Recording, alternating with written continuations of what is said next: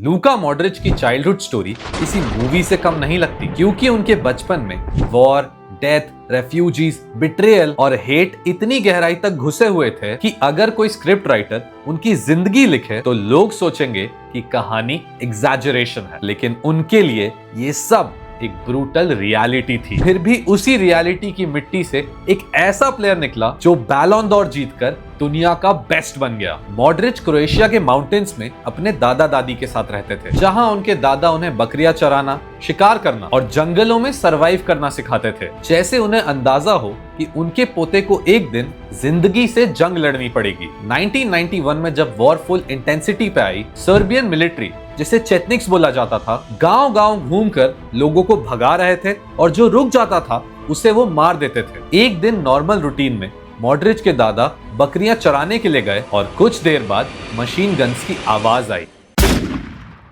चेतनिक्स ने उन्हें सिर्फ इसलिए गोलियां मार दी क्योंकि वो क्रोएशियन थे। मॉड्रिच के घर वालों ने वो गन शॉट्स तो सुने, लेकिन बाहर निकलना एक था। घंटों तक उन्हें नहीं पता था कि उनके दादा जिंदा हैं या नहीं। और जब मॉड्रिच के पापा उनके दादा की लाश वापस घर लाए तो मॉड्रिच को यह बोला गया कि जाकर लास्ट गुड बाइज बोल दो। पर छोटे से मॉड्रिच को यह समझ ही नहीं आया कि ये आखिरी बार है। उस दिन डिसाइड हो गया कि घर, गांव सब कुछ छोड़ना पड़ेगा। और बाद में उन्हें पता चला कि ये उनका सही डिसीजन था, क्योंकि उनके जाने के कुछ दिन बाद ही चेतनिक्स वहां पर आए, उनके घर को जला दिया और घर के आसपास लैंड माइन्स लगा दिए। आज भी उस जगह के बाहर बोर्ड लगा है, ने प्रलाजिते, do not come near. Modric की फैमिली एक कोस्टल एरिया में रेफ्यूजी बन गई और होटल कोलोवारे को एक रेफ्यूजी सेंटर बना दिया गया, जहां पर उनके पेरेंट्स और लूका मॉड्रिच रहते थे। उनके पापा क्रोएशियन आर्मी के लिए मैकेनिक का काम करने लगे और छोटे लूका मॉड्रिच ने पास के एक स्टेडियम एनके ज़ादार में अपनी फुटबॉल ट्रेनिंग शुरू कर दी। अब जब भी बॉम्बिंग होती थी, सब लोग बंकर्स में भाग जाते थे, लेकिन जैसे ही आसमान शांत होता था, लूका मॉड्रिच अपनी बॉल लेकर वापस ग्राउंड पर आ जाते थे, जैसे फुटबॉल ही उनका असली घर हो। फिजिकली वो बहुत ही छोटे, पतले और वीक लगते थे। अब ये देखकर कोचेस को डाउट होता था, लेकिन जैसे ही कोचेस ने उनके बॉल से पैर को चिपकते हुए देखा, सबका ओपिनियन बदल गया। मॉड्रिच के कोच ने बोला था कि बॉल इसके पैरों से चिपक जाती है। अब मॉड्रिच के परिवार के पास पैसे तो थे नहीं, तो मॉड्रिच के पापा ने मॉड्रिच के लिए शिन पैड्स बनाए लकड़ी के टुकड़ों से, और वॉर जोन में वो बच्चा वुडन शिन पैड्स पहनकर ऐसे खेलता था जैसे दुनिया सिर्फ वो और बॉल हो। वॉर खत्म हुआ और लूका मॉड्रिच सिर्फ 10 साल के थे, पर उन्होंने तुरंत नई अपॉर्चुनिटीज ढूंढना शुरू कर दिया। उन्होंने हाजुक स्प्लिट के लिए ट्रायल्स दिए, जो कि क्रोएशिया का ड्रीम क्लब था, पर वहां पर लोगों ने बोला कि लूका मॉड्रिच बहुत ही छोटे, बहुत वीक हैं और वो कहीं नहीं जाएंगे, एंड ये बोलकर लूका मॉड्रिच को रिजेक्ट कर दिया गया। लेकिन उनके लोकल कोच ने गिव अप नहीं किया और मॉड्रिच को एजेंट द्रावको मामिच के पास ले गए, जो बाद में क्रोएशियन फुटबॉल का सबसे कंट्रोवर्शियल इंसान बनने वाला था। अब मामिच ने रिस्क लिया और मॉड्रिच को डिनामो जाग्रेब की एकेडमी में साइन करवा दिया, और इस टाइम पर मॉड्रिच सिर्फ 15 साल के थे। अब इस हॉस्टल टाइप अकोमोडेशन में उनके रूममेट्स जिदिच और लांदेका उनके क्लोजेस्ट फ्रेंड्स बन गए और तीनों एक दूसरे का इमोशनल बैकबोन बन गए। 18 साल का होते ही डिनामो जाग्रेब ने मॉड्रिच के लिए एक बोल्ड डिसीजन लिया। उन्हें लोन पर बोस्निया की लीग ज़्रिंस्की मोस्टार भेज दिया गया, जिसे फेमसली ग्रेवयार्ड ऑफ टेक्नीशियंस बोला जाता है, क्योंकि वहां टेक्निकल प्लेयर्स को इतनी फिजिकलिटी मिलती है कि उनका करियर खत्म हो जाता है। पर लूका मॉड्रिच ने सबको गलत प्रूफ कर दिया। उन्होंने बोस्निया के इनसेन टैकल्स अब्सॉर्ब किए, गिरकर उठते रहे और बॉल कंट्रोल, पासिंग और विजन से पूरी लीग को एक्सपोज कर दिया। टीम को रेलीगेशन से बचाया और 18 साल की एज में प्लेयर ऑफ द सीजन बन गए। अब डिनामो जाग्रेब को उन पर फिर भी शक था, तो उन्होंने मॉड्रिच को दोबारा लोन पर भेजा, जहां मॉड्रिच ने आधे सीजन में ही टीम को टॉप 2 में पहुंचा दिया और खुद young player of the year बन गए, जबकि डिनामो जाग्रेब खुद रेलीगेशन डेंजर में थे। एंड ऑफ द सीजन में डिनामो जाग्रेब को यह समझ में आ गया कि लूका मॉड्रिच उनका फ्यूचर है, एंड इसीलिए उन्होंने सीजन के एंड में उन्हें लोन से वापस बुला लिया। पहली सैलरी मिलते ही लूका मॉड्रिच ने अपने लिए कोई लग्जरी कार नहीं ली। उन्होंने ज़ादार में एक फ्लैट खरीदा, जहां फाइनली उनके पेरेंट्स वॉर की शैडो से बाहर एक नॉर्मल जिंदगी जी सके। अगले 3 सालों में लूका मॉड्रिच ने डिनामो जाग्रेब को 7th से लीग विनर्स बना दिया, और सिर्फ इतना ही नहीं, 3 टाइटल्स लगातार, 2 बार प्लेयर ऑफ द ईयर और लास्ट सीजन में 13 गोल्स और 11 असिस्ट, व्हिच मींस लगभग हर 80 मिनट्स में एक गोल कंट्रीब्यूशन। यूरोप के सारे big clubs Arsenal, Barcelona, Chelsea, city सब इंटरेस्ट दिखा रहे थे, पर लूका मॉड्रिच ने टॉटनम हॉटस्पर्स को चूज किया 16.5 मिलियन पाउंड्स के रिकॉर्ड फी पर। अब इंग्लैंड में उनकी शुरुआत रफ थी क्योंकि अपने 4th मैच में ही उनका पैर टूट गया। अब प्रीमियर लीग का पेस बहुत फास्ट था, स्पर्स का फॉर्म डिजास्ट्रस था, तो इसीलिए पंडित्स उन्हें टू स्मॉल टू वीक बोलने लगे। फिर आए हैरी रेडनैप, जिन्होंने बोला कि पूरी टीम लूका मॉड्रिच के अराउंड बनेगी। उन्होंने सिस्टम को चेंज किया और जैसे ही मॉड्रिच को सेंट्रल रोल मिला, स्पर्स की फॉर्म पलट गई।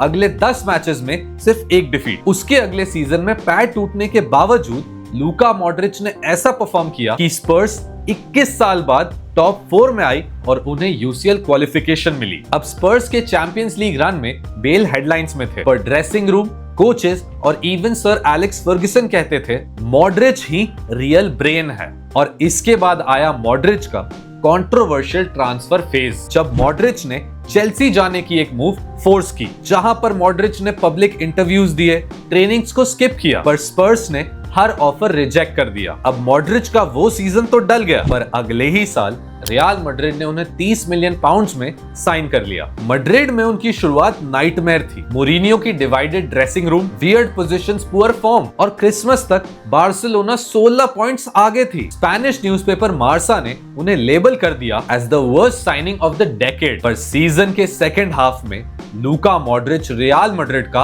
हार्ट बन गए। एल क्लासिको में विनिंग असिस्ट, मैनचेस्टर यूनाइटेड के खिलाफ ओल्ड ट्रैफर्ड में एक स्क्रीमर। अब इस गोल के बारे में बीच में बोलना चाहूंगा कि जब मैं ये गोल देख रहा था तो मुझे बिल्कुल नहीं लगा था कि लूका मॉड्रिच ये गोल मार देंगे, क्योंकि उस टाइम पर जब मैं मैच देख रहा था तो रात में 2:30 बज रहे थे एंड सब लोग सो चुके थे।